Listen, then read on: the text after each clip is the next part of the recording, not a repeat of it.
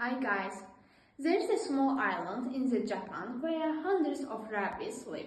It's a secret how all these rabbits seem on the island. In the 1930s, the island was used for different purposes. The government of Japan produced tons of poisonous gas on the island to protect it from attackers. The process was held so secretly that the island didn't exist on Japan's maps for several years. Rabbits were brought to the island to test the effectiveness of the poisonous gas. When the workers left the island, they realized the rabbits, wild animals, didn't exist on the island. That's why the number of rabbits increased rapidly. Today, this place is very interesting for tourists.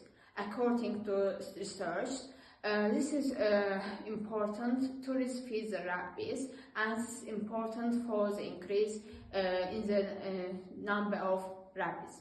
Feeding the rabbits is important for them. Rabbits eat vegetables, but cabbage is harmful to them. Rabbits eat on a sunny day, but they cannot find food on a rainy day because there are no tourists on rainy days and there are few plants growing there. Rabbits eat what they found around, and this is harmful for environment.